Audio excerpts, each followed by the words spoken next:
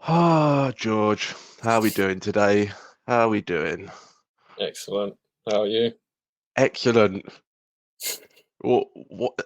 That's a bit much, isn't it? I Maybe. want, I want, I want you to be good, but I want you to be too good. I want to keep you grounded. Otherwise, All right, I'm you know, fucking terrible. All right, he's let's be terrible. honest. That's what I want. Do you I want? only wish Do you the want? Do you want worst. the truth? Do you want the cold hard truth? I'm fucking tired, you prick! There you go. Oh, it's one of them. Oh man. It's always I one of mean, them. How are you? don't. Yeah, well, you know what, George? It's been a bit of an emotional roller coaster of a week, to be honest.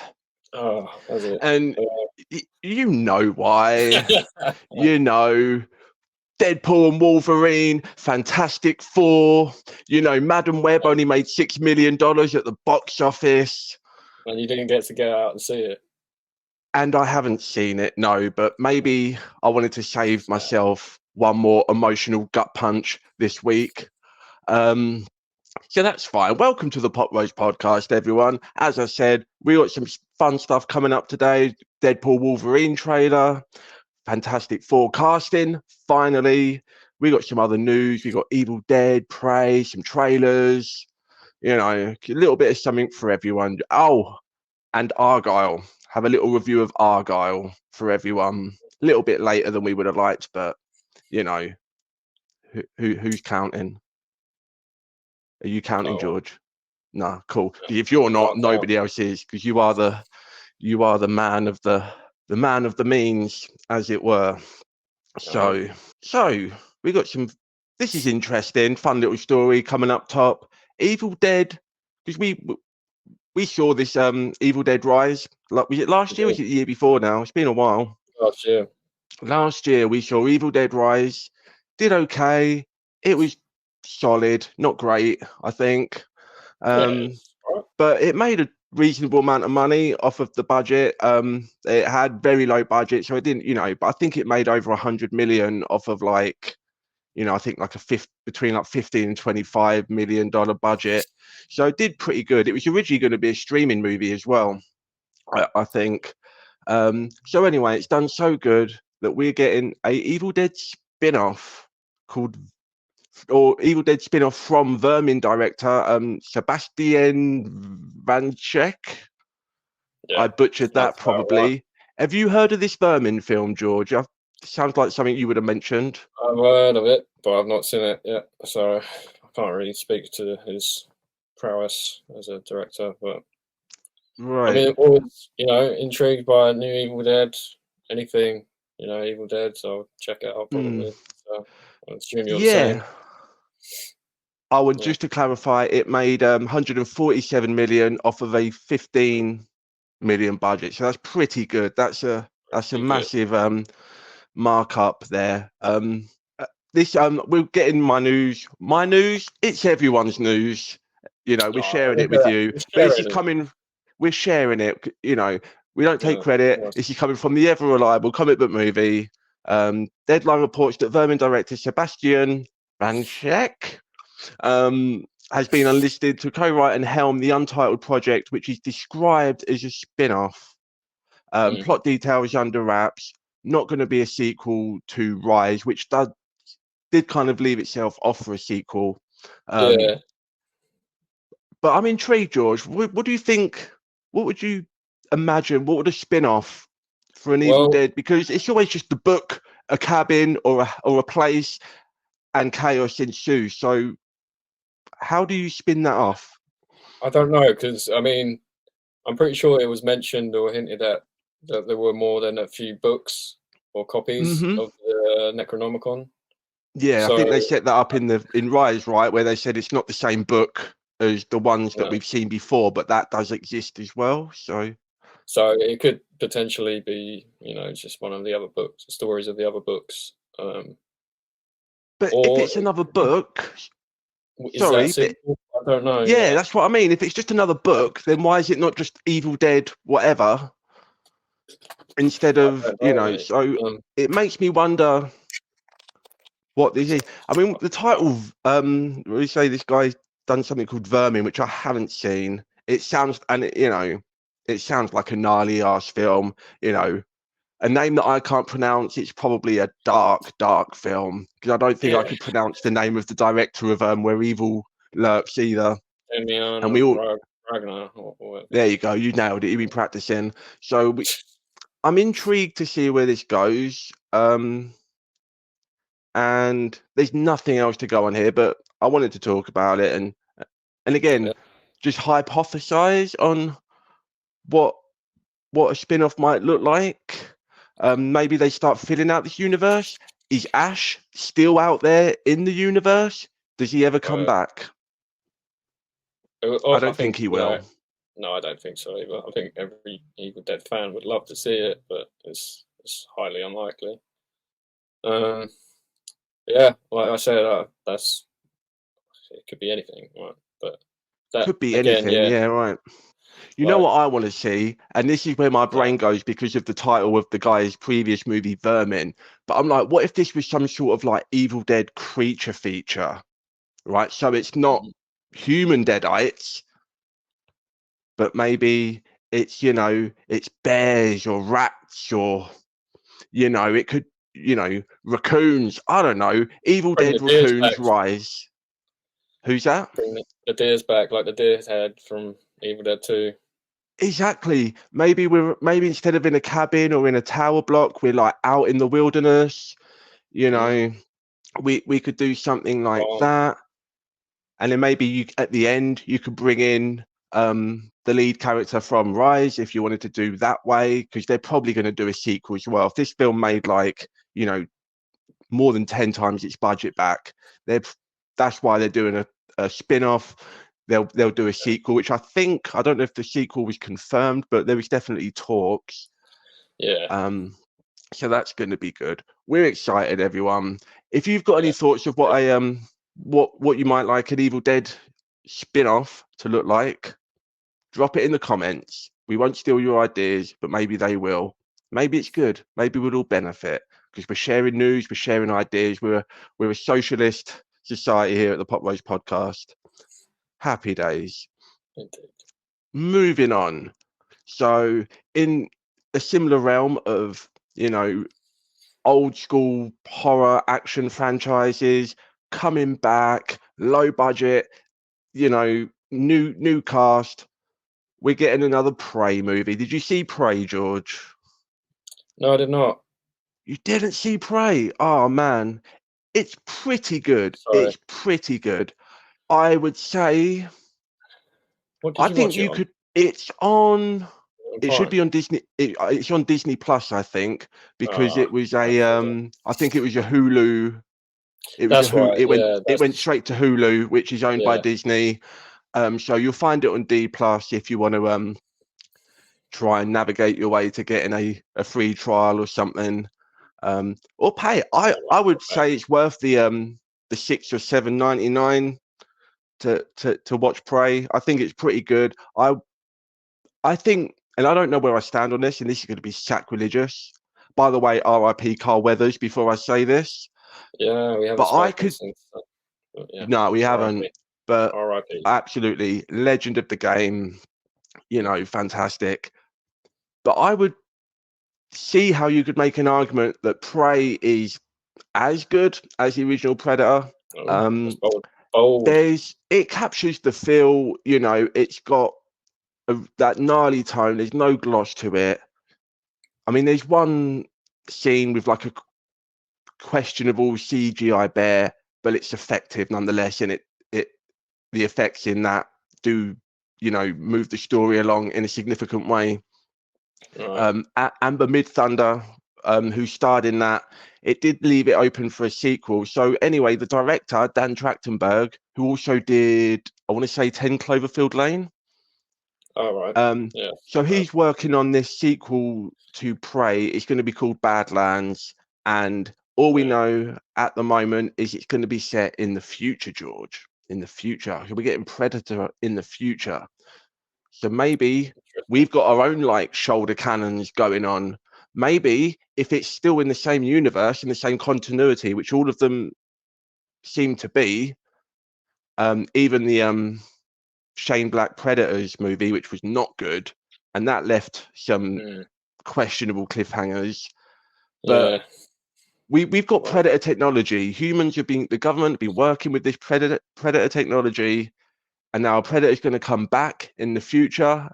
Maybe we're ready. Maybe we invited them back. Maybe we're like, you know what? We're tired of these motherfuckers coming here, you know, catching us off guard when we're out in the sticks. We're going to send out a beacon with their own shit. Like, come and have a go when we're prepared, you know, because I always thought that was a little bit of a logic hole with the Predator franchise, right? It's like, well, we want to be the ultimate predator. We want to make sure we're demonstrating our dominance across the galaxy, which we're training for our whole lives. Our whole civilization is built for training warriors to go out and test themselves against other cultures. Where's our prep time, Predator? Thousands of years, and you just fucking jump up behind me in the jungle, and then you kill me, and all of a sudden you're the Mac Daddy. Nah. I think it's time we change the narrative a little bit. I do think, however, I would have liked more other time periods. I think not necessarily jumping right into the future is the most logical decision there. I feel like, was this hinted at, like, I feel like I have some recollection of some like cave markings or something like that of hinting at the origins of the Predator in one of the films. Maybe I'm right. That's maybe in I'm thinking of Predator Alien. 2. Oh no, right. I mean, maybe some of that stuff is in the AVP movies, which are officially not canon. Which that's another conversation for another day. We'll talk about AVP. Maybe we'll do it. Maybe when this comes out, we'll do a watch along for AVP, or we'll pray. Yeah, we'll do something like that. Cool. But I just wish they would have gone to another time period. I want to see like samurai warriors or medieval knights, you know, against the Predator. Something else before, because then you jump to the future. Now we've got to jump in. If we do another one, we're going to jump back, which is fine. Do it whatever order you want. But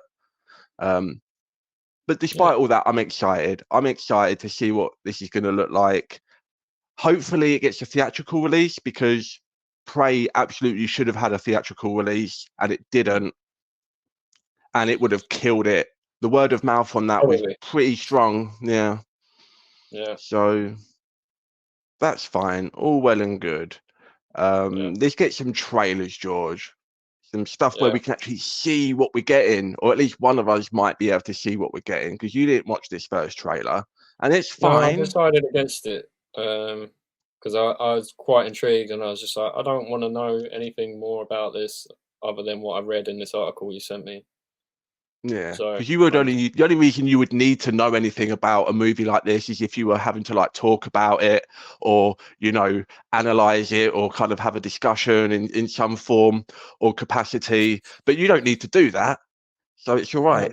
But this movie, Longlegs, starring Nicolas Cage and Micah Monroe, all the fun names today, everybody. It's described as an occult serial killer horror thriller movie.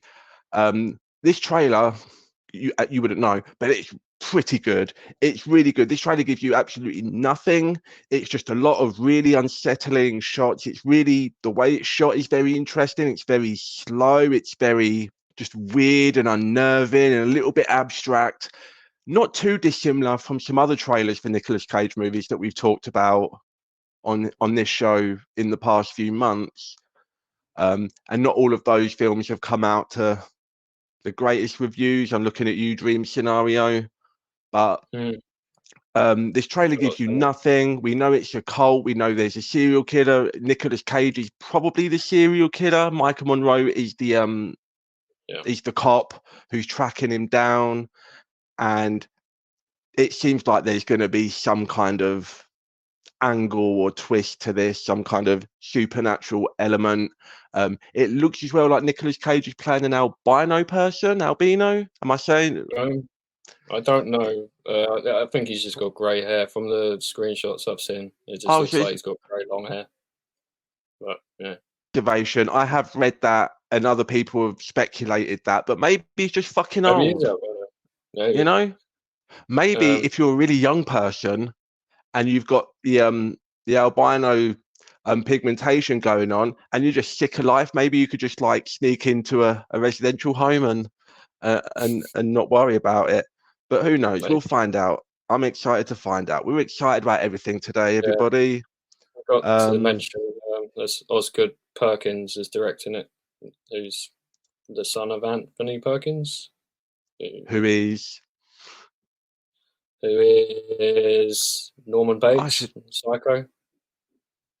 Well, the original. Well, it's obviously it's not Vince Vaughn, is it? So yeah, no, it's the original. I didn't know he was still alive. Or is he still alive? It's his son. Okay, right. I'm catching up real time here, everybody. He didn't see the trailer, and I didn't read the Anthony Perkins biography, so we'll call it even there.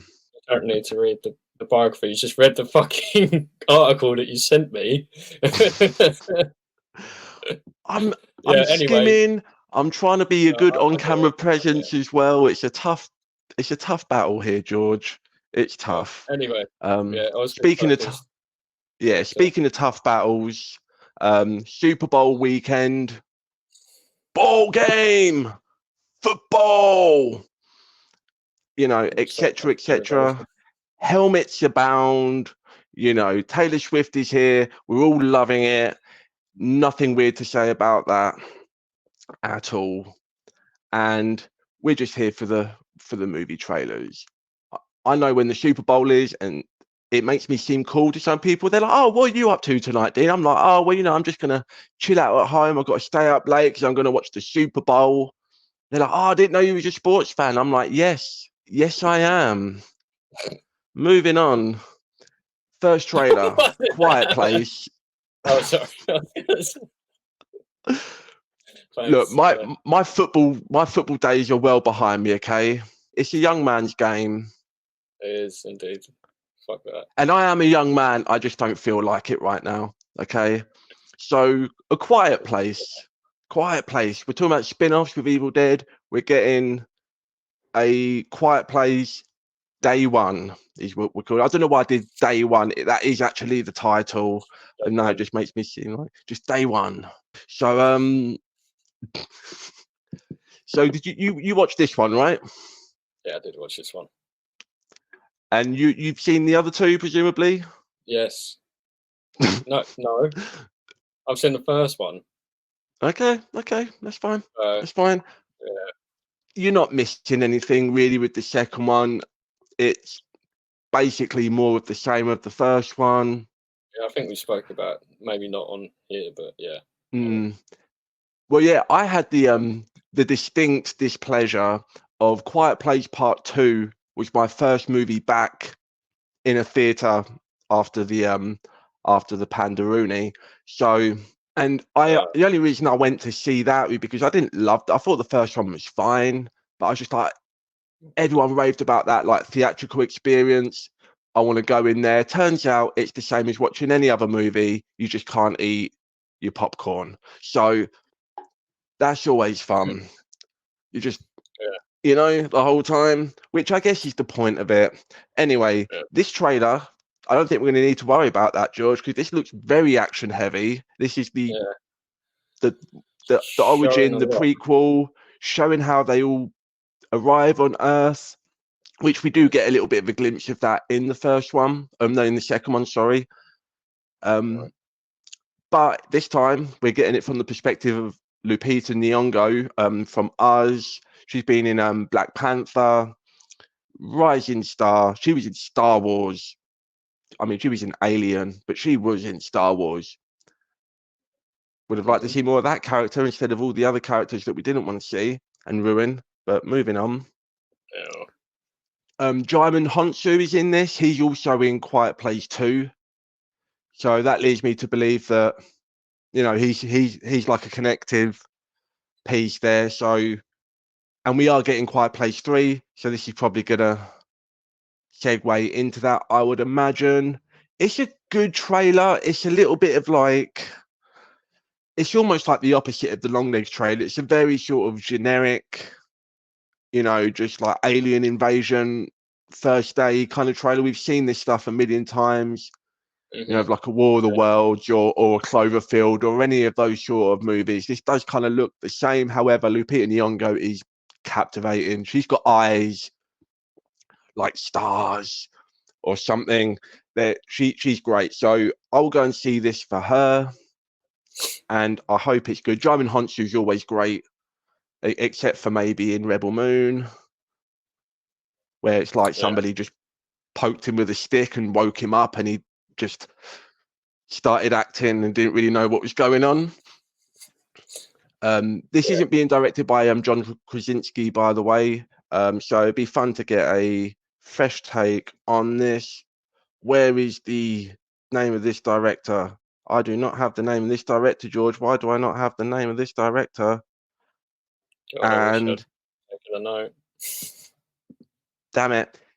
Somebody directed this movie, and we're going to go and see this movie. Moving on, everybody. And am I going too fast for you, George? No, it's fun. Yeah. No one has attention spans these days, anyway. So you know, because it has been Valentine's Day this week, so it would be the first time somebody's told me to slow down. You know what I'm saying? Right? I thought we weren't going to go there, but anyway, I meant it doesn't matter. Doesn't matter what I meant. We're talking about another trailer, and this is the one.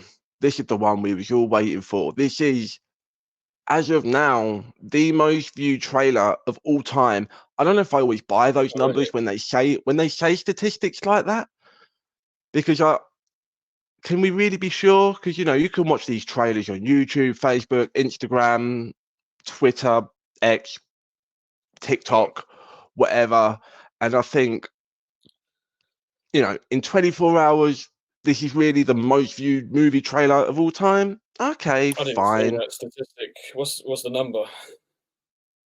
That's the thing. There's never an exact number. Oh yeah, and by the way, we're talking about Deadpool and Wolverine, of course. There they are. I'm sort of, you know, in his face right there.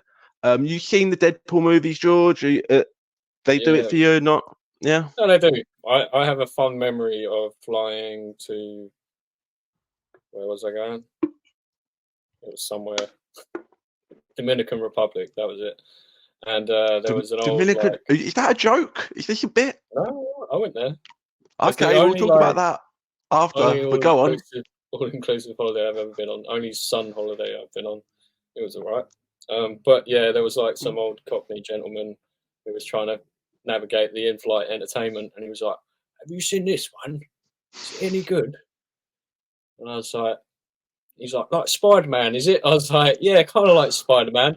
And then I was like, yeah, it's good. Give it a watch. And this is the first one, right? Yeah, and I was waiting. I was like, oh, the pegging scene. I was like, that's going to happen. He's laughing away anyway. And I was just like, surely that'll be edited. It won't be in here, will it? And, on a flight version, was it? Surely not. I didn't watch it on the. I can't remember what I watched. I don't know what I could say, because I don't know what's creepier. The fact that you recommended. What is creepier? This is pretty creepy. I don't like it. I don't like being alone. There we go. As I was saying, I don't know what's creepier. The fact that you just recommended some random old dude a movie with pegging in it. Or the fact that you're watching over his shoulder the whole time, like, I can't wait for him to see this. Over his shoulder. So we got allocated seats. We didn't pick our seats, so I actually was sitting on the row behind me, and I was sat next to an elderly couple. I say elderly, they were maybe they were 60s. I don't know, couldn't really tell. The guy was bald, Cockney. Are you sure they weren't just albino? No, that's alopecia, isn't it? When you haven't got hair. Maybe he did have really fine white hair, albino hair that I couldn't see. No, he was pure chrome dome, and I didn't recommend it, Dean. He asked for my opinion, so I didn't recommend the pegging. You could have said there's butt stuff in it. You know? It slipped my mind just like that. Oh, it slipped in there, right? Slipping in, slipping Yeah, out. Anyway, but you like the movie. Yeah, I did. I liked the second one as well. It was all right. Second one is, it's a about average sequel to a movie like that. I think it's not bad. It's not amazing. I think the problem with a lot of like R-rated comedies is once you've seen the premise and you've kind of seen the bit, it's very hard to Live up to that, because it's very hard to live up to that. You want it to be as funny and as shocking and have those like memeable, like impactful moments, but also you kind of do have to repeat the same beats because that's what people liked. And sometimes they struggle. You know, I'm thinking like a Hangover 2, Hangover 3, it's just beat, the same kind of situation. And you kind of, there's a very narrow window in which to like improve and still like be fresh and engaging. But we're getting this trailer, George. Did you know what was going on? You didn't watch it? I did. You did. Cool. Did you? Did how I know much what did was you? going on? Did you feel like you knew what was going on? No. Not really. No. Because a lot of this stuff. Yeah. So the dudes in like, you know, like the goon dudes with the sticks and the armor and everything, they are from the TVA, which is the Time Variance Authority, which were established in the Loki TV series. This is a big deal because Deadpool, up to this point, not being part of the Marvel Cinematic Universe, it's just been his own thing, right? Because he was over with Fox. Now Fox got bought by Disney, and now Deadpool has the you know, this new sandbox to play in, and he's obviously done something here because well, in the end of Deadpool 2, right, he does a load of time traveling shenanigans and saves his girlfriend and stuff. So we're going to assume maybe that's something to do with that. Now the Time Variance Authority, who name implies, they're like the time police, right? You fuck around with the timeline, these guys show up, and they either just, if they can't fix your mistake, they just remove you, or they'll just kill your whole universe, like just shut it down, like just close the filing cabinet of your whole universe and just forget about it. Like, yeah, that one's a write-off. So Deadpool's fucking around, and now they're coming in, and that's an excuse to bring him in, you know, into different timelines, different universes. I don't want to say too much because there's a lot of like rumors and stuff about who might be in this movie, what might be going on. But there is a comic from about 20 years ago called Deadpool Kills the Marvel Universe. And it looks like maybe they're doing or taking some inspiration from that. But maybe he's getting rid of the old his old universe so that he can now move into this new universe. I think it's going to be a love letter to all those original early 2000 X-Men movies. Obviously, you know, because we've got, you know, the Jackman himself coming in, who's not even in the trailer. We barely see him. I'm like, his name's in the title. Why are you hiding it? Like, I mean, maybe a second trailer will, you know. Oh yeah, of course they will. Of course they will. And I'm probably more from his angle. That would make sense, I guess. Yeah, that'd be fun. I think at this point I'm more looking forward to the marketing campaign for this movie because Reynolds and Jackman always had great chemistry. They're always like throwing barbs back and forth online or throwing bubs. But for you comic book fans out there, so yeah, we don't see a lot, and I do think that's good. But also, you could have had like one shot of Wolverine, like in that glory. There's a glimpse of it in the trailer, so I'm not spoiling it, but he is wearing, or he's got the yellow suit. Of course he's going to have the yellow suit. You're not going to bring Jackman back for one last, you know, rodeo and not put him in the fucking yellow suit. You can't have him wearing black and grey standing next to this red dickhead over here, you know. So I'm excited. There's Pyro from X-Men 2. You remember X-Men 2, George, is your favourite. He's in there. So they've shown a couple of like hints of like what's going on here. But if the rumours are to be believed, this is going to be a really wild. This is going to be like planes, trains, and automobiles, but through like the Marvel history of movies, I think. So that's going to be exciting. We get a pegging joke, first time for Disney, not the first time for Wade Wilson, as we all seen. Guaranteed that first movie, which did come out on Valentine's Day, that first movie, I guarantee that movie changed a lot of people's lives forever, and not just because of the gore and the wisecracks. So, are you excited, George? Do you want to go and see this, or do you feel like, because this is the problem, I think part of the reason Deadpool is so loved and successful is because it is just like its own thing. It's weird and goofy and violent. And maybe as much as like bringing them into this other stuff is like going to be fun, but also maybe there's going to be a lot of people who liked it because it was its own thing. You didn't need to know all of the other stuff. So it could be a bit of a double-edged sword. Does it impede your excitement that there might be some homework or some stuff? Not for me. I mean, like, I think we've discussed before, like, I appreciate the education, being informed on these things that I have no idea about because I'm not steeped in the Marvel history. Yeah. And you might know a guy, so you'll be fine. Yeah.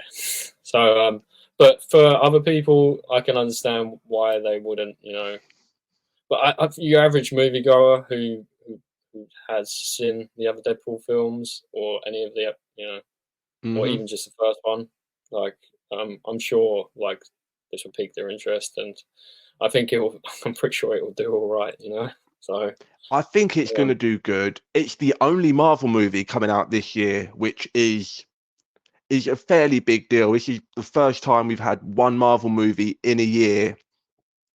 Oh, the only one. Full stop. I thought it's the only one. Well, okay. As far as like Marvel Studios goes, Marvel Studios goes, it's the only one because obviously Madam Web came out just now, only made 6 million, so it barely counts. And Venom 3 is coming out, I think, in like November or October. All right. But other than that, this is like, Marvel Studios proper has sort of been pumping out 3 or 4 a year for the last decade, at least. Right.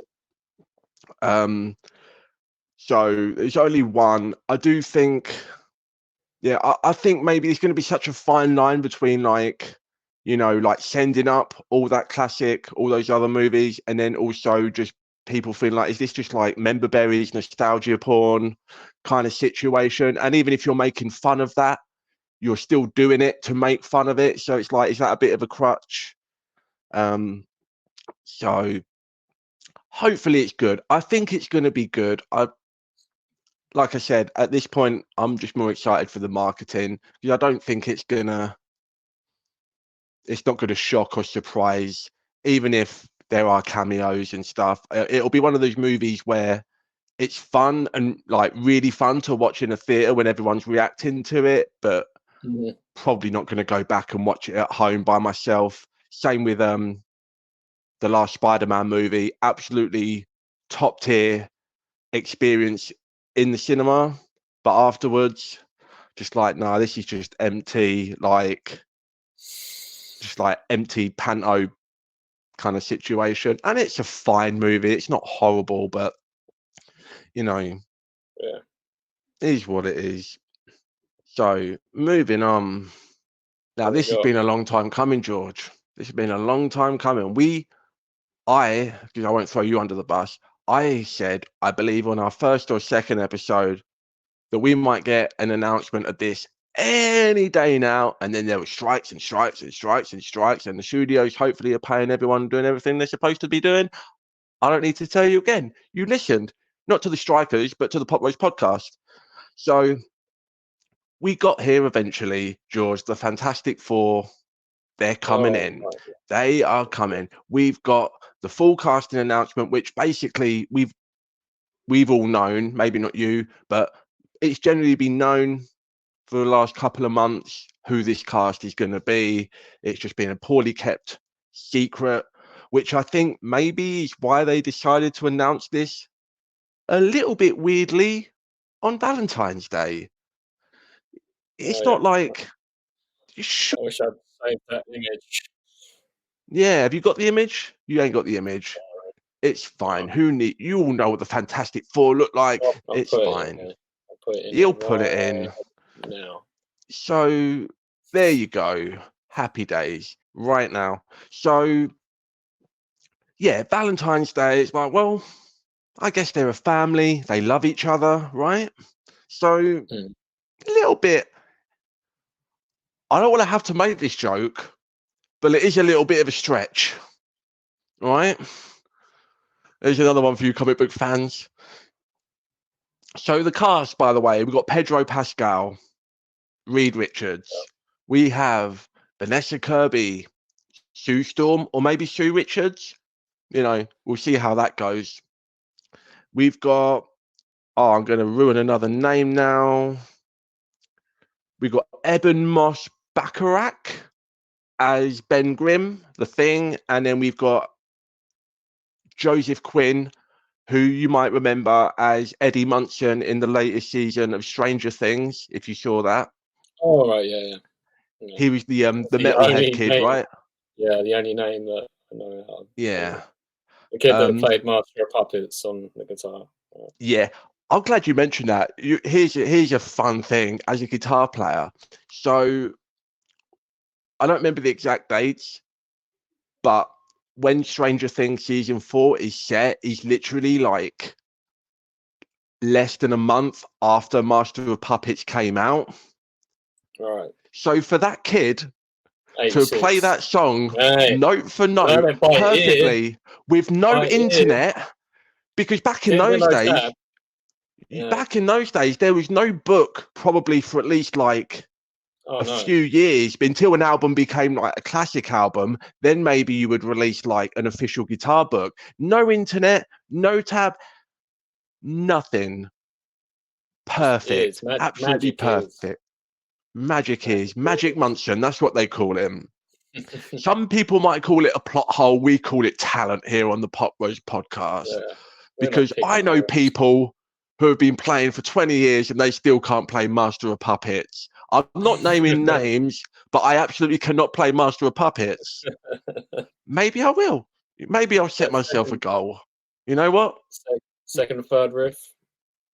That's a tricky one. That'll test your down picking. It'll test your picking in general. I can do a Seek and Destroy, or maybe a Sad But True, maybe. Oh yeah. So anyway, I can do the one with the open strings. What's the Nothing Else Matters. The Nothing Else Matters in Welcome Home Sanitarium. All right, I can just beep beep beep beep all my way through the lovely intros, and I can too be an Eddie Munson. So anyway. Not 100% sold on the Pedro Pascal thing. It's not a race thing. Doesn't matter. You know, he's a scientist. That's all you need to know. He's a scientist. Doesn't matter anything else.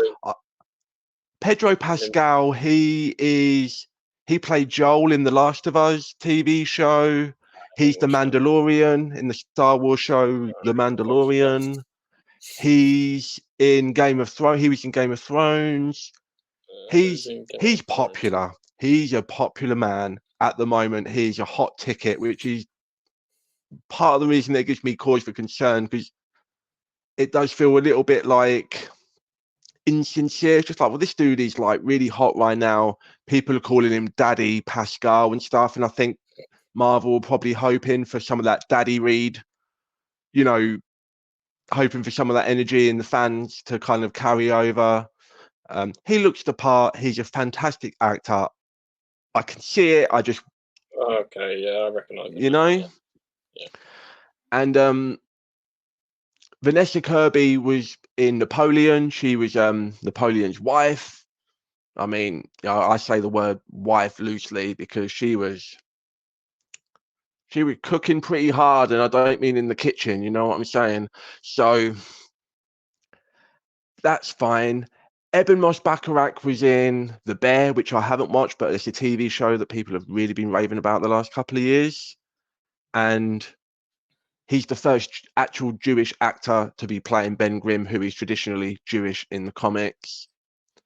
So that's fun. And Joseph Quinn, he was one of the standouts of Stranger Things 4. Again, I didn't see him as Johnny at first, but now with the picture, because there's an announcement picture here, it's very clearly retro 60s Americana vibe. There's Ben Grimm is actually reading a issue of Time magazine. I've done my research. It is an issue of Time magazine from 1963. I would say that they wouldn't put that in there unless it was probably going to be set in the 60s, which is obviously when they debuted. So I think that's going to be fun. I think that's a way to kind of have your cake and eat it, where you can kind of get away with like, you know, like a goofier tone, and you can kind of make it more kind of not quite saccharine, but just, you know, kind of more traditional, kind of wholesome, and not have it be like too eye rolling. All right. So, you know, I don't know about these costumes that are in the picture. I'm not sure if they're going to be the final costumes. I kind of hope that they're not, but I will be fine if they are. For anyone who doesn't know, one of us is pretty, he likes the Fantastic Four. George just loves them. I love it, you man. know. My favourite. I've got a tattoo. You know, he sets himself on fire every night. You know, and it ain't for Tibet. He just sets himself on fire because he loves it that much. And then he sets his fingers on fire and he goes on the message boards and he starts saying, "Not my Reed Richards." And that's fine. You got me. It's all me. It's all me. I'm sorry, Pedro. That was me in the comments. I didn't mean it. It wasn't. I didn't mean that. So anyway, so this film comes out in July 2025, same month the rebooted Superman Legacy. So we're getting two of like the OGs, you know, coming out in the same month, which could be good, it could be bad. Again, the comic book movies have much more miss than hit lately, and it's going to be a real uphill battle for any of these to kind of stand out and make money and get people reinvested in anywhere close to the same way that they was, you know, maybe like 2018 when it was when that stuff was really cooking. So we'll see. Happy Valentine's Day, Fantastic Four. We're gonna be there. And also, just before we wrap this up, I can't wait because we're gonna get that Doctor Doom casting. That's got to be the next thing, right? And that's gonna be a fun role to like. A lot of actors will probably want that role. You can go some different ways with it because he's got the mask, he's got the helmet, the hood, and all that kind of stuff. The scars, you know. Doctor Doom is a sick-ass character. Okay, so I'm looking forward to that. You don't know. I know. MF Doom. MF Doom as well. Yep. That's the movie I want. Let's set this movie in the 60s and then have an MF Doom soundtrack and just no irony whatsoever. That will be fun. We'll see, maybe. Call me. So moving on. So other than things that are coming out, things that we want to see, things that we don't want to see, we've also been seeing some other stuff, you know, old stuff, current stuff. Are we just going to go straight for Barbarian, George? You got anything else you got going on? You've been watching? You know, I've been off work for like 4 weeks, so I've got a shitload of stuff. But I could just do like a brief like list and say yay or nay if you want.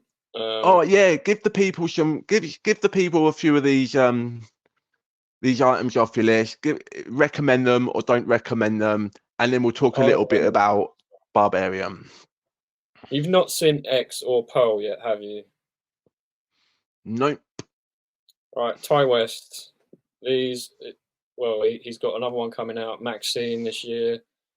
It's a fun little trilogy that non-linear in the timeline. Yeah. X. I watched Pearl. I watched X first. That's the order they came out in, and Pearl is kind of the backstory to some of the characters in X. Both I'd highly recommend. Great films. Ty West, he's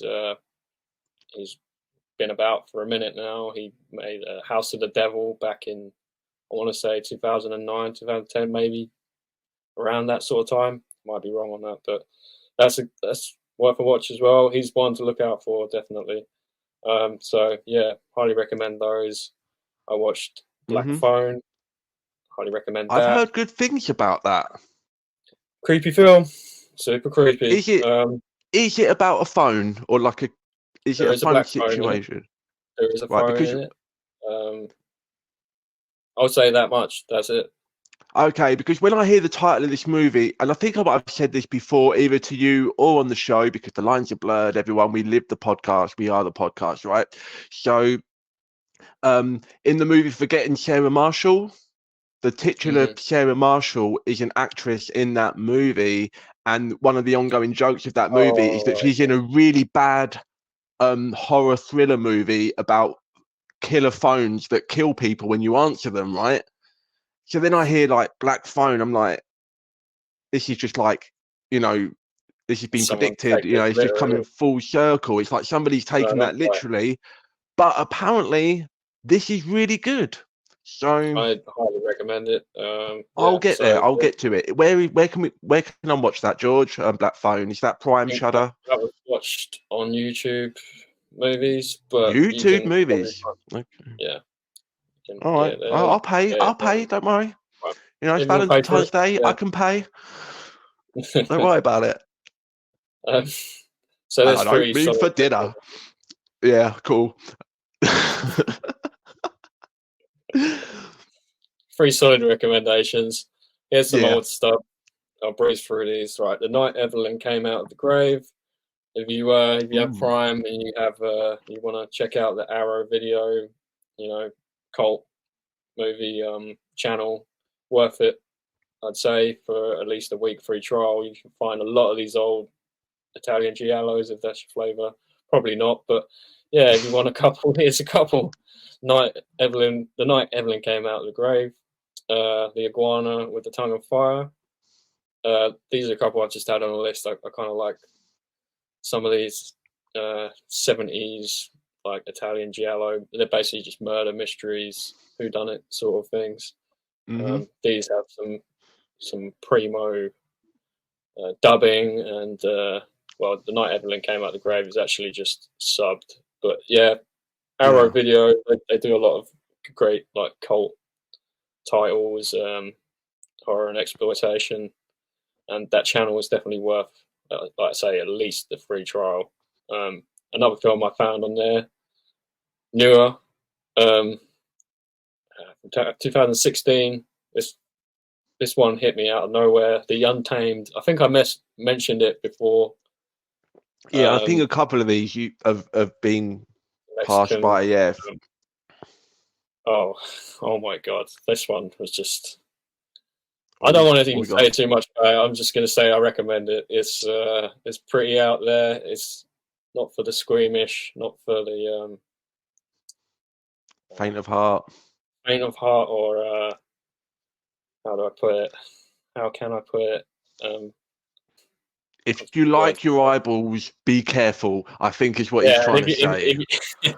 If you're not into raunchy stuff or the sexy stuff, might want to avoid that one. But if you like some fucked up shit, watch The Untamed.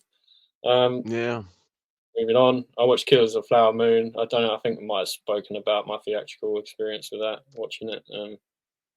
That was fun at the old OAP. That was the OAP. Yeah, that was the OAP screening. I think we talked about that. Yeah, £2.50, get a free hot drink and a biscuit. Fucking can't go wrong. I watched Cujo. Cup I of tea watched and a Alien biscuit. Covenant. Oh, I loved it. Spilt half my coffee over me, but whatever. Watched That Alien represents Covenant. the blood of the Native Americans that was Yeah. spilt on the soil of, yada yada yada. Yeah, all right. We already spoke about that. So yeah, I liked it. I enjoyed it. Alien Covenant, watched that for the first time. I don't know what.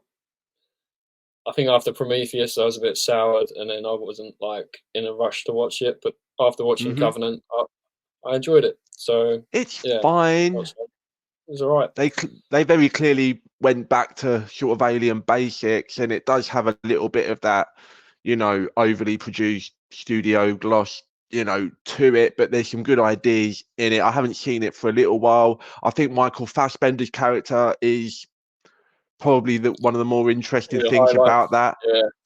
Yeah. And obviously that carries is over from Prometheus as well. So I think that's a really cool link. And yeah. Another Alien movie coming out later this year. So maybe we'll see more of him. I don't know.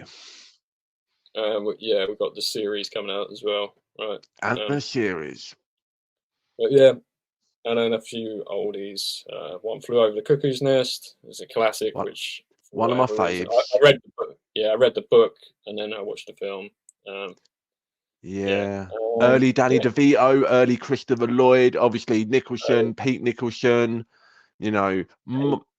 award-winning, Did you say Pete Nicholson? I said Jack. Did I? I didn't say Pete Nicholson. Pete Nicholson. Did I say Pete Nicholson? Was that a joke? Yeah, I was like, was that a joke? Pete. I wouldn't make a joke about Pete Nicholson. All right, he's a very accomplished actor. That man deserves an award because he's always lived in the shadow of his, Jack. freaky brother Jack. All right, and just because he played it straight doesn't make him any less of an actor. He doesn't exist. Moving on. Brad Dourif is also in that, and he's pretty good. Of course he is. Yes, he's great. Oh, heartbreaking. Yeah. Yeah. And then, yeah, of course, well, we talked about Saltburn. Hellraiser 3. I've revisited that for whatever reason, and I remember it's fine. Besides the Pinhead sort of origin story, it's pretty bad, really. I thought. I think there's a lot of terrible acting performances in that film. There's some fun gore. There's some interesting. Yeah, ideas. I haven't seen it for a while. But I don't know. I want to revisit the Hellraisers. I haven't seen the new one, and I don't think I've seen all of the original because there's like 8 or 9 of like the direct DVD. Well, I think I've seen like 6 of them. About the same. So I'll get on those at some point, and then I'll watch the new one, which apparently is fine. So we'll see. Yeah, it's all right. But that's about it for me. That's about it. Plenty of recommendations there. Some of them with longer titles. So maybe if you send me like your top 3 or 5, George, maybe I'll throw those out on the Poproast podcast X Twitter account or on the social media. So gives everyone an excuse to go and follow us over on those other platforms, and you'll always be getting some,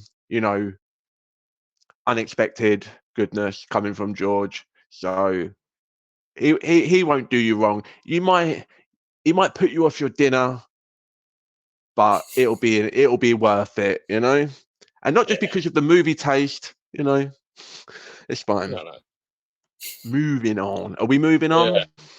Yeah, I think we're moving So I watched Barbarian, George. I did watch Barbarian, which you reviewed, I think, last year on an episode here. I think there's a lot of hype around this movie. Oh, it's so wild. You won't know what's coming. It's just not what you expect when you go in. Don't have any preconceptions. The less you know, the better. I'm excited. It comes up on one of my services. Don't remember which one. I'm not plugging it. It's probably one of Jeff's, my mate. Prime. But yeah, exactly. So, okay. So I'm watching Barbarian. We start with, it's a lady. She's on a trip. Airbnb. it's going to be creepy. Somebody else is already in the B&B. By the way, if you haven't seen Barbarian, maybe don't watch this section. But we reviewed it before. We gave no spoilers whatsoever. So if you want to get like an overall vibe for that, go back and watch the other episode. Click like and comment while you're there. Thank you very much.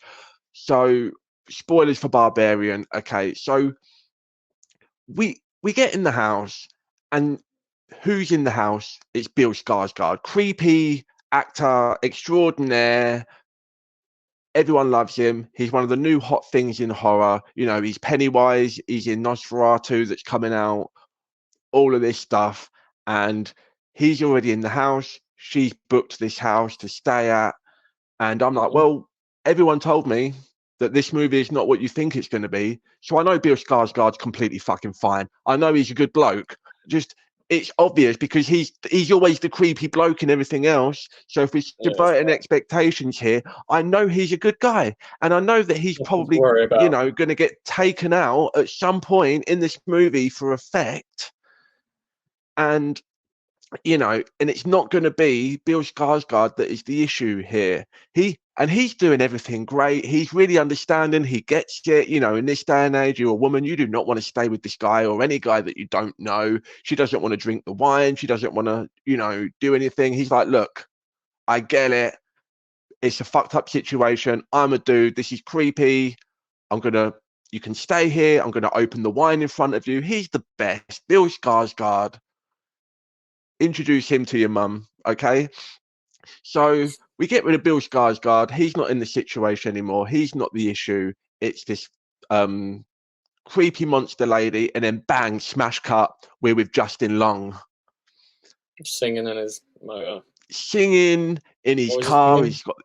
It's not everybody wants to rule the world. It's something. What is it? I don't know. It doesn't matter. Anyway. Justin Long, he's pretty good at this kind of part. He looks like he's played. I think he's played this kind of like douchey kind of like media guy or actor or podcast. You know, he's kind of this does this bit a fair amount, and that's not good enough. This movie wants you to know this guy. You do not want to root for this guy. They're just like, they hit you over the head with it. He's getting Me Too'd. He's an actor, you know, and if you wanted to think, oh, well, you know, we're going to leave that up to your interpretation. Nah, he pretty much spells it out, like with the stuff that he says. We know this is not we know this is a bad guy. They're not a good guy. So again, there's another character. Well, I know he's not making it. Just so much for subverting my expectations, because again, you know, but I did like that we followed we changed gears. We went over to him. We dive in. We find our way back to the same house. And then we get a little bit closer to the monster or the thing that is the presumably is supposed to be the titular barbarian of this movie. I don't really know why it's called why the title is Barbarian. I feel like maybe I'm missing it there. The guy who possibly was the father of that monstrosity. Richard Brake, the guy who you see when he's related. So he's like the descendant or the son of that guy. No, did you watch this film? I watched this film. I'm joking. No, it's pretty brief, but in the flashback, you find out that I think we're left to presume that he's the one who you find him, right? He gets killed. Yeah. He's made that basement. He's created this whole underground area. And he's left the mother creature thing in there. Right. So maybe he's the barbarian. Who's the barbarian? Yeah, and so deep, right? So we're and we get that one shot again. We do that thing again where we cut away to another completely random guy, and it's like, oh well, he's buying like, what's he buying, like plastic sheets and like birthing stuff or whatever, like So he's up to that, and then so now we got Justin Long. He's trapped in this thing, and he's with this lady who we're back with her. She's okay. That's great. But then it's just so, and then just the build up, by the way, the build up and the pacing and the tension is so good when they're going down and there's more cave, there's more passageway, whatever. Into the darkness, and you're like, you're engaged. You want to know. And even when she, because Bill Skarsgård goes in there, right? And he's like, I'll be back in a minute. I'm going to go and see what you said you saw, and then I'll be right back. And then he doesn't come back. And she's like, okay, I'm going to go in. What? What? Yeah. And as soon as she goes halfway in, and he's like, oh, I'm all the way in here. Like, even though we know that he's going to be fine, she doesn't know that. He's clearly, from her perspective, the logical thing was like, this dude's trying to suck me down into the basement now. But she goes in anyway. But the way the movie is shot, with the, like you say, looking into the darkness and everything, it almost justifies it, because you're like, damn, I'm so curious. Yeah. And it's the classic horror movie trope.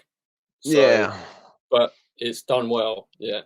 It's done really well until we get to the point of, oh yeah, I just kept fucking and breeding people and for some reason, and that's the explanation. I just kept fucking and breeding, and I just made this thing, which, by the way, sometimes displays higher intelligence, sometimes it's just like a mindless creature. Yeah. But also it's like making like nappies and bottles, and it's like putting things on the wall. And yeah, I was massively let down with the twist, to be honest. I thought it really didn't live up to the first sort of third or half of the movie. And and again, Justin Long just keeps outing himself like, I'm going to throw you off the thing, throw you under the bus, like I'm going to get out, like.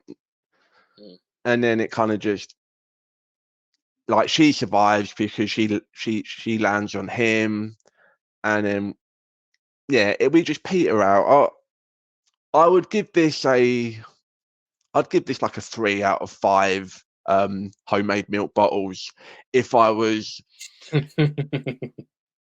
Which was so gross. What's it? Is it her milk? But she's not giving. But how? Well, there's so many questions. I had. Those are the questions more so like how has she been surviving? How, like the guys are like half from what I remember, he's just like decrepit mess. Yeah, he's not good. There's not a lot of basis for why they're left there, but I don't know. I guess that was left. I enjoyed the journey. Yeah, you just didn't like it. Did they announce that they were going to do more of this or another one? I think maybe there was talk. There's talk. I think. I mean, it did pretty well. So yeah, Zach Cregger. It was really popular. An interview with him. Yeah, watched an interview with the director, writer. It did pretty well. I wouldn't be surprised if it didn't get a sequel. I would be interested to see a prequel a bit more about this Richard, that guy who plays the flashback. And I think in the spirit.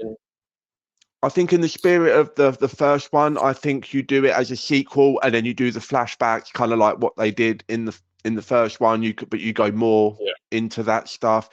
There's a chance that if they give a really good like backstory and they bring something else interesting to another one, that it could make me like the first one more. But I shouldn't have to rely on that. I want it to be a complete experience, and I don't need everything spelled out for me, but I want the juice to be worth the squeeze, and it just didn't quite get there for me, unfortunately. So yeah, I'd give it a 3 out of 5. I'd go and see it, and if you haven't seen it, and I'm saying go and see it, and I've just we've laid it out pretty well, but sorry if I just finished my train of thought there. The Richard Brake character, the whole thing, like I'd be very much interested to see something more of the decline of that that neighborhood, because you see the whole neighborhood is, they all closed know down, what's shut going down. on. Yeah. Well, no, half of it's like abandoned, right? Yeah, but there's a couple of people that are like, you don't want to fuck around here. Like, there's some shit. And there's somebody who knows. They're like, there's a woman down there. Right, and it's just fine. It's just fine. Don't worry about it. I mean, we've all got weird neighbours, right? Yeah. So myself included. Yeah. Anyway, let's talk about. Anyway, it's fine. It's fine. I just really wish some of these horror films they either go too big in the third act, or they just pull back a little bit too much, and they think they're being clever by not showing too much. And yeah, some of these films haven't quite hit that sweet spot for me. Something like a Cobweb last year, or a what was that one with the jar? Don't even remember the name of it now. It Lives Inside. Yeah. And they're just trying to be subversive, but they're missing the point a little bit. And I don't know, we'll see. But moving on, because everyone's been waiting for this week's, well, now last week's big release. Although it might as well be this week's big release, because Madam Web made 6 million, so that's fine. I'm talking about Argylle, Matthew Vaughn's Argylle. I went to see this earlier on in the week. If you go into this, you want Henry Cavill in like a classic retro spy adventure with a little bit of a meta twist, you'll get a meta twist, all right. But Henry Cavill is basically, this man needs to call his agent, because this guy is getting, other than being like insanely good looking, and very, very charismatic, very engaging to watch. This man is getting shafted left, right, and center between what happened with Superman and all of that stuff. The Witcher didn't quite, I mean, people like it, but it didn't necessarily, he's not finishing that out the way that you would want it to. He missed out on Bond, all of this kind of stuff. So he's like, well, I missed out on Bond. I'll come and do this spy adventure with Matthew Vaughn, who's a very, well-renowned, very talented guy, who's done some really fun stuff in like the sort of spy gangster thriller, and also like the big budget, blockbuster stuff as well. Henry Cavill's in this movie for about fucking 10 minutes. It's a cameo. John Cena is playing up to his gimmick. You don't see him in this movie either at all. Again, 5 minutes. What we're focusing on is Bryce Dallas Howard, who's sort of just happy-go-lucky, a little bit timid. She's a spy novel writer. Henry Cavill is the lead character of her spy novels. And then through too many twists and turns, these worlds sort of come together and intertwine, and and all play off into one overarching storyline. But we mostly focus on Bryce Dallas Howard and Sam Rockwell, who is fine, but it just feels, I don't want to say miscast, it just feels like a little bit lazy. I like Sam Rockwell, but it feels like he's always doing this thing now where he's kind of just like, he's sort of like regular, but, just a little bit of a sort of wise ass, assassin, action, spy, whatever kind of guy. He's just doing the same thing that we've seen him do in everything else. He's fine in this, but it's just nothing new. We got Bryce Dallas Howard. She's got a cat. We got jokes of the cat, getting thrown off, or like that thing where like a cat will fly towards the camera in slow motion, and it's just all a bit. It's all a bit pedestrian for Matthew Vaughn, who is somebody who's so like visually, engaging and exciting with a lot of like his cinematography and his camera work and a lot of that kind of stuff. And his dialogue and everything is usually whip smart. This just felt like it gets. There are some brighter sparks in the movie, but again, it gets so caught up with twist after twist after twist. Like it's like an episode of Rick and Morty or like a Family Guy bit where like, I'm really this person, and they unzip their head and then they're a different person. But wait, I was really doing this because of you're that person and I'm this person and we're these, and nothing is, and it was so concerned with trying to like be one step ahead of the audience that we're not invested in the step, the previous step, you know? Right. And it's just right up until the to the very lame post-credit scene, right up until the very last minute, it's constantly just trying to pull this rug from under you, but you don't really get a chance to enjoy the rug, you know? Like I want to spread out on the rug. I want a nice thick fur rug, and I want to spread and do an angel in the rug, and I want to kind of enjoy, you know, some witty banter and some cool action, which there's not really a lot of. There's a couple of fun action scenes, but one is right at the beginning and one is right at the end, which you say, well, that's probably where you would want them.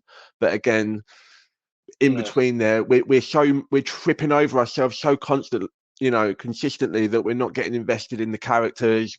I kind of lost the plot of what the actual like the spy adventure was. You know, like somebody's got to get a memory stick with information on it to this other person, and it shouldn't be that complicated. But because we're constantly trying to like, you know, pull the wool over our eyes and surprise everyone, it just gets lost and it's a mess. I was really disappointed with this. Henry Cavill's hair is fantastic. I don't care what anyone says. The green suit, the big shoulder pads. There's a few moments where, because it's Henry Cavill and it very much plays like 70s Bond, not 60s Bond, but very much like Roger Moore 70s. There's like some disco vibes, you know, and I love all of that stuff. But it's almost like an afterthought, and yeah, I would give this like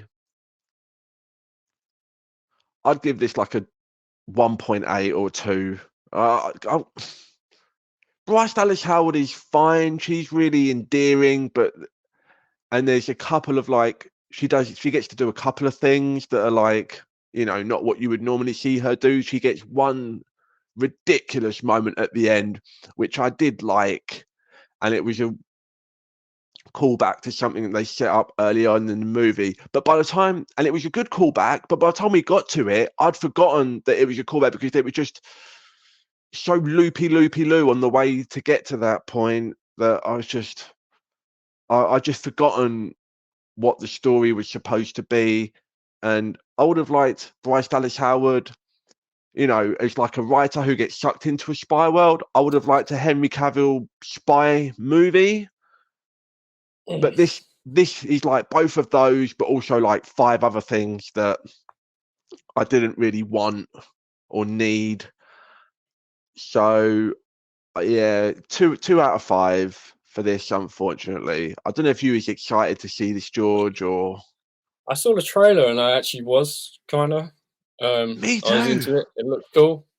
It did. But I don't know, for whatever reason, I just, like the past week I just hadn't had the chance to get to the cinema. Yeah, Samuel Jackson's just collecting the paycheck, by the way. It just feels like everyone is in this movie just enough to get like a nice little, you know, chunk of change. But again, just not enough of any of the good stuff and just a lot of other noise to contend with. So I would say wait till streaming. The third act of this movie is basically exactly the same as the third act of the first Kingsman movie, which Matthew Vaughn directed. So if you've seen the first Kingsman movie, you kind of know what I'm talking about, and you'll have a rough idea of what to. Yeah, I can't even think of, like, I say a 2 out of 5. I don't even know what a 2 out of 5. What, you know, we like to do 2 out of 5 something that's related to the movie. So I just say 2 out of 5 cats. There you go, 2 out of 5 cats. Because we haven't had enough lame, you know, cat, you know, slapstick visual gags in big blockbusters the last few years. And again, it just feels like, oh well, we'll do a funny shot of a cat flying towards the camera. Everyone loves cats. We're gonna make bank, and it sets it for a sequel. But what that would be, I don't know, because the post-credit scene just adds another level of stupidity to it. It just doesn't make any sense. And yeah, I'm sorry, everyone, but Argylle just can Argo away. I guess that's the level of wordplay that you deserve, Matthew Vaughn. I'm sorry. Get back to doing something different. Do something that's not spy movies. Do something that's do something else. Do something else.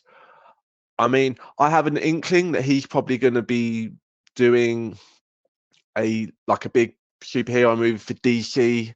There's been rumors that maybe he's going to be working on something over there for them soon.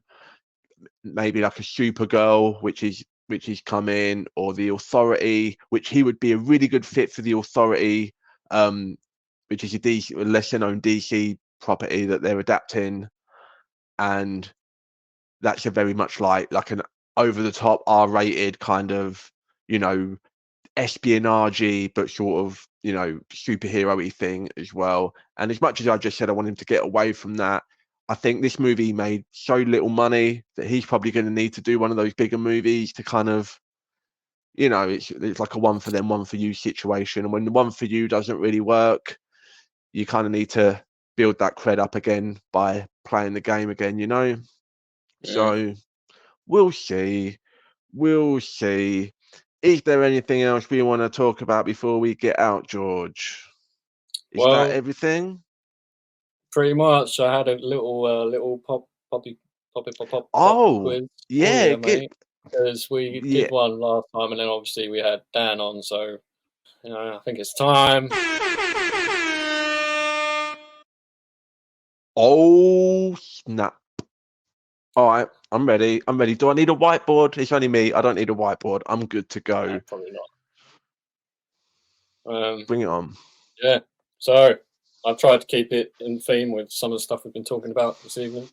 So the question's going to be shit. Gotcha. Yeah. Fuck you. Let's see how you do. I was having a go at Argylle, not you. It wasn't personal. All right. But we'll see. No, there's nothing to do with Argylle. All right, all right, go on then. Go on, I'm ready. Ask you little questions. Ask you little questions. All right, cool. First one's about Predator. The original Predator. Okay. Can you tell me, Dean, who was set to play the role of the Predator in? I can tell you this, actually. I know this. Yeah? So originally the Predator was supposed to be played by Jean-Claude Van Damme.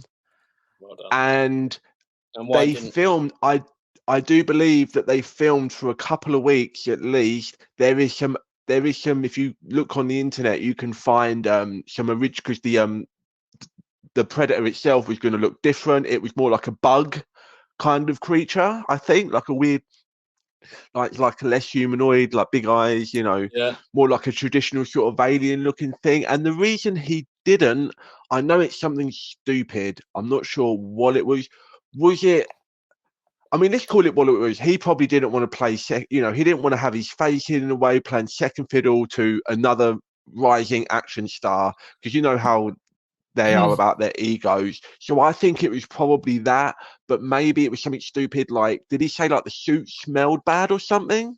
It was hard to move in, apparently, and it was additionally reported that Van Damme constantly complained about the monster suit being too hot, causing him to pass out, while also voicing his reservations on numerous occasions about the fact he would not be appearing on camera without the suit. Yes, and I think he was led to believe that it was going to be more of like a prosthetic, and there was going to be more of him to it, and then he just gets there and they just stick like a fucking trash bag over his head with some googly eyes on it, and they're like, there you go, now you've got to go and look like an idiot, and you've got to go and roundhouse kick the next big star so that you can make him look better when he kills you. And next question. Sorry, no. I just actually want to bring out this one more point. Van Damme was finally removed from the film officially for being too short at 5'9". That's pretty harsh. You could do camera. I mean, come on, like you could do Lord of the Rings. You could. Yeah, but I don't know. Also, it goes on. Arnold Schwarzenegger and his team were bodybuilders between 6'2" and 6'5". Yeah. So he was replaced by Kevin Peter Hall, who was 7'2". And come on, I mean. Yeah, and obviously they took that time to redesign the alien to fit or to be more intimidating or whatever. I want to see the Jean-Claude. Yeah, of course. Imagine. Probably. Sometimes I want to go to a different universe. I want to see that version. Like, I love all this, actors who almost got different parts and that kind of stuff is some of my favorite things to like talk about and think about. Again, and I would have, go on. Jean-Claude Van Damme as Little P. That's what I would have called him, Little P. Like LIL''P, like a rapper, Little P. Yeah, nice. All right. Yeah. So here's question number 2. Little P. One for one. Well done. Deadpool. Can you tell me how much it grossed in its opening weekend? The original film. First one, Deadpool, opening weekend. I want to say. I'll give you if you can get within 10. So. Original. Damn. I want to say that this was the first R-rated movie to do 200 million in its opening weekend. Yeah, so it was probably no. It wasn't 200. So 132.8. I was 100. Okay. I mixed it up with something else. Maybe it was Joker that did 200. I don't know. It was the It was one of the highest grossing R-rated movies of all time at the time. And then, all right. It's numbers are different. Give me more Little P questions. What's the next one? Our boy, Nick Cage, is going to be in Long Legs. Long Legs? Has he got long legs? How tall is he? That's not the question. My question is, I don't know how much you know about his career. Let's find out. We'll find out. What was his original screen name in his first, I believe it was his first featured role his first role in Fast Times at Ridgemont High. Can you tell me his original acting name? This is dodgy because he's a Coppola, right? Mm-hmm. So, but I don't know if he ever used the Coppola name because I don't think he did. And knowing him, it probably something else like off kilter. By the way, name. I'll give you. I ain't got this one. But I will say that Nicolas Cage comes from. He was a fan of Luke Cage, and if you imagine now, if an actor came out and named themselves after one of the Marvel's most premier black superheroes and appropriated the name, probably wouldn't go down so well. But he's allowed it. I don't know the answer. I'm just stalling because I don't know. Go on. Nicholas Kim Coppola. Kim. Oh well, I did say the Cove. Oh damn the Kim. But you went against it. You should have gone with your instinct. I know. No, that wasn't your instinct. Well, it was a double barrel, so I would have been halfway out. All right, but can I guess how tall he is, and then we'll end the show. So I'm gonna go, and if I get this right, it counts as a question, right? I'll give you half. It doesn't. All right, half a point. So, and then that'll go against my other half a point with the Coppola that I went against. But come on. He's telling me in meters. I want it in feet, obviously. He's 5 foot. He's 5'11". No, you're wrong. 5'10". I mean, he probably is because. They all lie. Of course they do. I've been told that you had at least 2 inches. It says 6 foot, so he probably is about 5'10", 5'11". Of course he is. I guarantee I'm bang on the money. If anyone has ever met Nicolas Cage, or if you're going to see Nicolas And your Cage and you 6 just foot happen four. to take measure, just run up to him, you know, and tell him that the Pop Roast podcast sent you. But There you go. that's it, We're everyone. We're on even keel. 1 out of 3 each. What we want to do, George, I think we'll tie this up next time we have a guest, so maybe McManus or something. We'll get him to ask us some questions, and we can go head to head, and we can settle this. And I'm going to come for you. I'm going to come for your ass, George. All right, I'm going to come for you so hard. All right. I can't. I'm too busy coming for it. Sorry. So if you would all like to come for us at the Pop Roast podcast, leave a comment, click the like, click the subscribe, share. Maybe if you have friends, we're your friends, so you'll share for us. Okay, and we'll see you next time.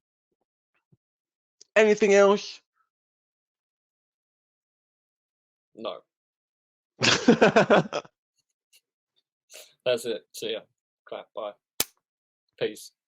Well.